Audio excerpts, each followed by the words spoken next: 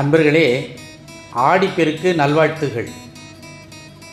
காவிரித்தாய் பெருக்கெடுத்து ஓடி விளைநிலங்களை வளமை செய்து நாட்டோடு காட்டையும் துளிர்க்கவும் தளிர்க்கவும் செய்து கடல் நீராட புகும் நாள் என்று இலக்கியங்கள் ஆடிப்பெருக்கை இயம்புகின்றன.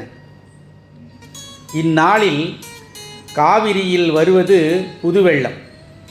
இது தென்றலுக்கு தலையசைத்து மூங்கில் காடுகளுக்குள்ளே குழலிசைத்து புத்தம் புது பொலிவுடன் சிறுமியர் பூ பந்தாடும் அளவிலே தன்மையாக பிரவாகித்து தம் மக்களின் முழங்கால்கள் வரை நனைத்துவிட்டு இதோ நான் இருக்கிறேன் என்று விவசாயிகளின் ஆதாரமாக நின்று லேசாக சுழன்று விளையாடி வெள்ளி கொலுசுகள் ஜொலிப்பதைப் போல் தூரத்தே மின்னி சலசலத்து ஆனந்தத்தை பருகிட வாரீர் வாரீர் என்று மாலை வெயிலிலே தன்னுள் புதைந்திருக்கும் தங்கத்தைப் போல பொன்னொளி வீசி அன்ன நடை நடந்து மணமக்களுக்கு தன்னையே ஒரு முன்னோடியாக கருதும் வண்ணம் எங்கு பிறந்தாலும் காடுகளிலும் மலைகளிலும் முட்டி மோதி சமவெளியில் அகன்று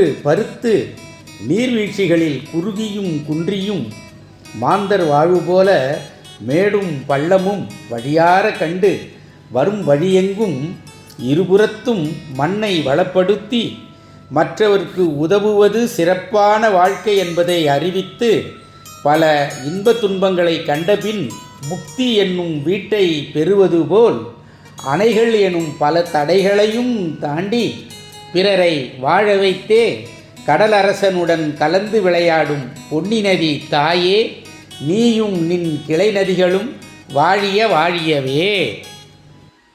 சித்தர்கள் தம் திருக்கூட்டத்தினரை வருடத்தின் 2வது முறையாக கூட்டி விவாதித்து மருந்துகள் செய்வதற்கும் ரசவாதம் புரிவதற்கும் பயன்படுத்திய நாள் ஆடி 18 என்று அறியப்படுகிறது.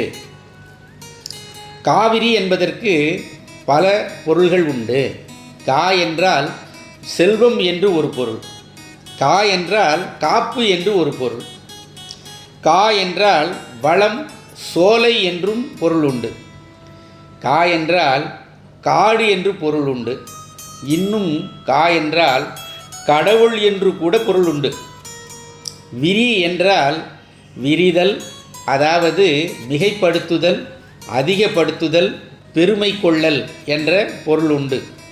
ஆகவே காவிரி என்றால் மக்களுக்கு அதிகமான செல்வங்களை தருபவள், மக்களுக்கு உயிர் பாதுகாப்பை உணவு மூலம் வழங்குபவள், மக்களுக்கு கோடை காலத்தில் சுகமளிக்கும் சோலையை போன்றவள், மக்களுக்கு துன்பத்திலே வாடாமல் காக்கின்ற கடவுள் போன்றவள் என்று பல பெயர்கள் உண்டு.